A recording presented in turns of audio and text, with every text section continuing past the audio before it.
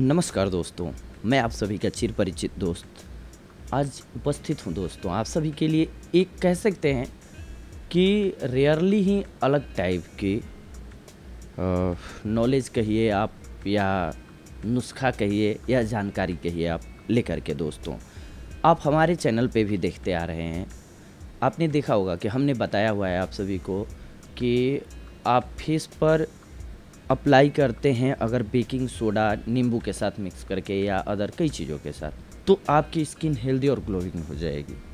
लेकिन इसमें कई लोगों को प्रॉब्लम्स भी आ जाती हैं, जैसा कि वो अपना एक्सपीरियंस शेयर करते हैं, कमेंट्स में शेयर करते हैं। ये क्यों होता है, इसकी मुख्य वजह क्या है, फिर इसके बाद हम बताएंगे कि क्यों और क्या इसके मुख्य रीज़न होते हैं। हम साइंटिफिक रीज़न पे भी जाएंगे, लेकिन पहले एक नॉर्मल लाइफ से देखते हैं कि कैसे ये होता क्या है। जब भी दुनिया में दोस्तों तलवार या फिर बंदूक का आविष्कार हुआ, तो आप जानते हैं कि आवश्यकता ही आविष्कार की जननी है। ये आज की हमारी लाइन नहीं है, आप बचपन से सुनते आ रहे होंगे या पढ़े होंगे। ठीक वैसे ही जब हमें ज़रूरत पड़ती है तब हम चीज़ों की तरफ भागते हैं कि इसका सॉल्यूशन क्या हो सकता है। अब कभी सुरक्षा के लिए बनी हुई लोग जंगलों में रहते थे पहले। उनके सामने समस्या आती थी कि जो आदमखोर जानवर थे, जंतु थे, जो मांसाहारी जंतु थे, वो आदमियों पे अटैक कर देते थे, जिसकी वजह से उन लोगों ने लकड़ियों से और पत्थरों को घिस घिस करके औजार बनाना स्टार्ट किया अपने प्रोटेक्शन के लिए, अपनी सुरक्षा के लिए। लेकिन आज कैसे यूज होता है, किसी को मारने के लिए, काटने के लिए, उसका तरीका बदल गया। तो ये हमारी सोच पे डिपेंड हुआ दोस्तों। ठीक वैसे ही इस बेकिंग सोडा को अगर आप सही तरीके से इस्तेमाल कर पा रहे हैं तो ये आपके लिए फ़ायदेमंद हो सकता है, और अगर आप इससे थोड़ा भी लापरवाही करते हैं तो ये आपके लिए लॉस का सौदा हो सकता है। इसीलिए सबसे पहले जो भी औषधि हम बताते हैं तो बताते हैं कि सबसे पहले खास करके स्किन पर लगाने की हो तो कि आप उसको कान के पीछे या फिर कहीं भी हिडन स्किन पर थोड़ा लगा करके आप पहले टेस्ट कर लें कि आपकी स्किन पर उसका प्रभाव क्या पड़ता है, क्योंकि बहुत सारे लोगों की स्किन जो होती है वो बहुत सेंसिटिव होती है दोस्तों। इसीलिए हमने बताया है। अब ये किस कंडीशन में यूज करेंगे आप बेकिंग सोडा तो आपके लिए लिटिल बिट फ़ायदेमंद हो सकता है, और किस कंडीशन में यूज करेंगे तो लॉस वाला हो सकता है, और कैसे यूज करेंगे तो फ़ायदा हो सकता है आपको, और कैसे करेंगे तो लॉस हो सकता है। पहले इस पे आते हैं, फिर वो हम आपको ये भी बताएंगे कि बेकिंग सोडा लॉस कैसे करता है। सबसे पहले अगर मान लो 4 दिन कहीं सफ़र में हम जाते हैं, बहुत सारे लोग हैं चलो जिनके पास फ़्लाइट से जाते हैं या फिर पैसे हैं, अच्छे ढंग से साफ़ सफाई से रह पाते हैं, एसी में रहते हैं, तो उनको तो ये प्रॉब्लम ही नहीं आती है। प्रॉब्लम आती है नॉर्मल लाइफ में, मिडिल क्लास फैमिलीज़ को मैक्सिमम प्रॉब्लम आती है। 4 दिन के मान लो ट्रेन की यात्रा में आप जा रहे हो, इसके बाद आपका स्वाभाविक सी बात हो जाती है कि बाल जो होते हैं वो बहुत गंदे हो जाएंगे, ऑयली हो जाएंगे, जो कि नॉर्मली शैम्पू लगाते वक्त भी आपके ठीक नहीं हो पाते हैं। तो उसमें अगर उस कंडीशन में आपने थोड़ा बेकिंग सोडा मिक्स कर लिया तो आपके बाल ठीक हो जाएंगे, यानी कि साफ़ हो जाएंगे, क्लीन हो जाएंगे। ये बहुत बात समझनी ज़रूरी है कि बेकिंग सोडा क्या है, वो क्लींजर है, वो क्लीन करता है। चाहे वो कपड़े की मैल क्लीन करे या जो भी कपड़े की मैल आप क्लीन करते हैं तो देखा होगा आपने, बेकिंग सोडा क्लीन करता है। तो ये क्लीन करने का काम करता है। ठीक वैसे ही कई बार हम जब बहुत दिनों बाद आते हैं या फिर बहुत धूल वाला काम करते हैं, बाहर डस्ट वाला वर्क कर रहे होते हैं,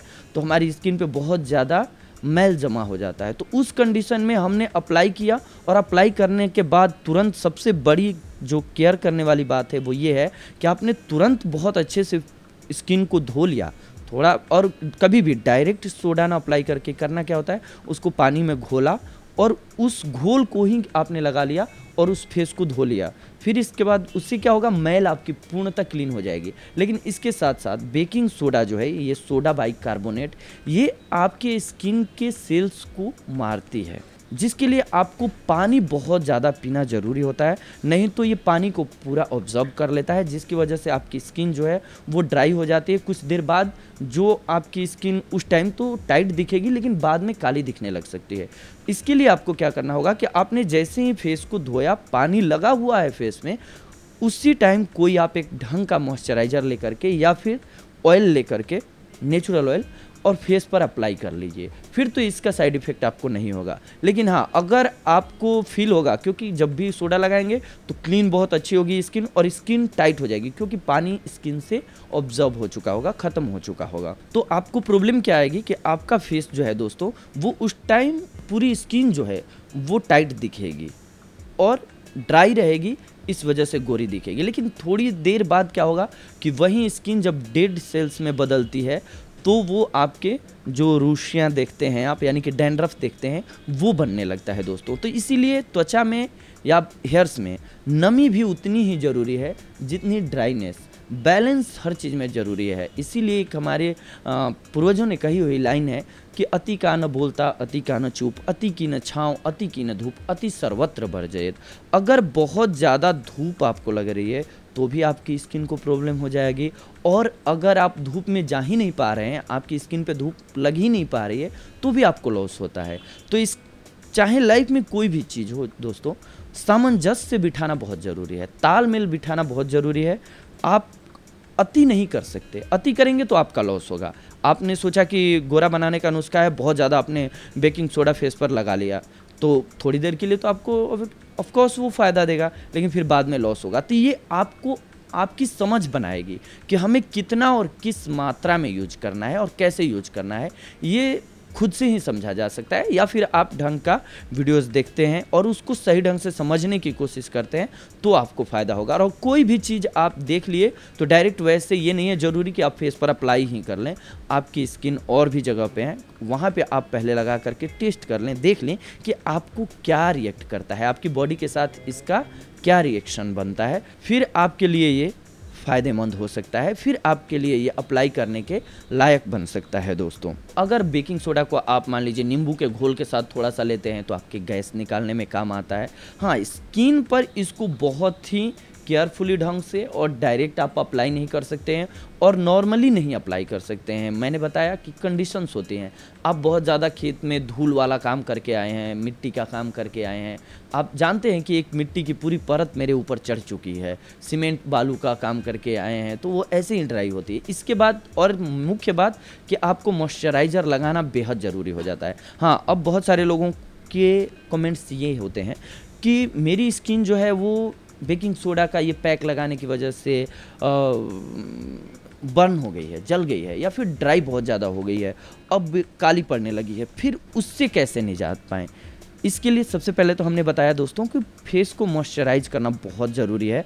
आपका फेस ड्राई हो जाए तो मॉइस्चराइज करना बेहद ज़रूरी होता है। इसके लिए आप एसिडिक चीज़ों से बचेंगे, जैसे कि जो भी खट्टी चीज़ें होती हैं, जैसे नींबू हो गया, टोमेटो हो गया, इन सारी चीज़ों से उस कंडीशन में आपको बचना चाहिए। उस कंडीशन में आपका फेस ड्राई है तो आपको ऑयली चीज़ें मिक्स करनी चाहिए। जैसे कि आप ले सकते हैं कद्दू, देखा होगा आपने, कद्दू जो होता है उसको काटते हैं तो जो उसमें से रस निकलता है उसको आप फेस पे अप्लाई कर सकते हैं। या फिर खीरे के झाग को, खीरा को काट करके रगड़ते हैं तो उसमें से जो झाग बनती है उसको फेस पे अप्लाई करेंगे, वो फ़ायदा करेगा। या फिर खीरे को आप कुतर देते हैं, छोटा छोटा टुकड़ा बना देते हैं और उसको भी उस जगह पे जहाँ रेशेज हुए हैं वहाँ लगा के थोड़ी देर छोड़ते हैं, तो ये आपके लिए धीरे धीरे फ़ायदा करेगा। 4-5 दिन में आपकी स्किन जो है वो रिकवर कर पाएगी। कभी भी भूल कर फेस पर बेकिंग सोडा यूज ना करें, डायरेक्ट अप्लाई ना करें, वो भी खास करके नॉर्मल लोग बिल्कुल नहीं करें।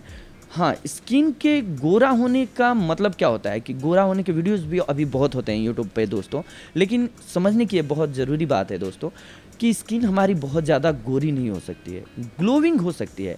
आपकी स्किन में पानी हो सकता है जिसकी वजह से खूबसूरत केवल गोरे लोग ही नहीं लगते हैं, गोरा हो या काला हो या फिर सांवला हो, डजंट मैटर करता है कि आपकी स्किन कितनी हेल्दी है। अगर आपकी स्किन हेल्दी है, ग्लोइंग है, तो वो आपका रंग खुद ब खुद अच्छा लगेगा दोस्तों।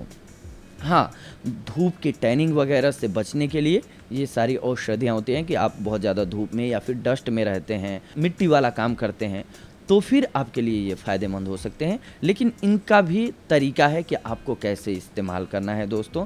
इसीलिए कोई भी प्रोडक्ट आप जब भी यूज करते हैं, चाहे यूट्यूब से लें या किसी की भी लें, तो आपको सबसे पहले अपने आप को जानना बेहद ज़रूरी होता है दोस्तों कि आप उसको एक बार एनालाइज़ करें कि हाँ, हमारी स्किन पर या हमारे लिए ये कितना फ़ायदेमंद हो रहा है। क्योंकि आपने देखा होगा हम रसगुल्ला खाते हैं, मिठाई खाते हैं दोस्तों, हमें बहुत अच्छा लगता है, बहुत सारे लोगों के लिए बहुत ज़रूरी होता है। लेकिन जिनको डायबिटीज़ हुआ हो, अगर वो मीठा खाएं तो उनके लिए कैसा होगा?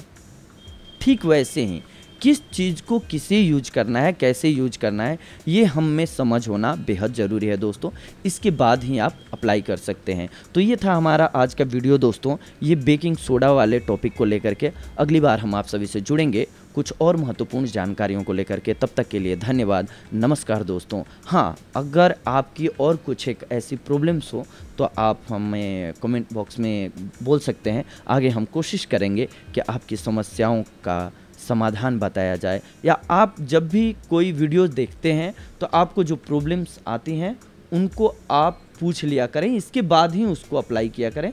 या फिर जब आप सेटिस्फाइड हो जाएं कि हाँ फुल इन्फॉर्मेशन आपके पास आ गई है, तो भी आप अपने आप को परख करके ही चीज़ों को इस्तेमाल करें दोस्तों।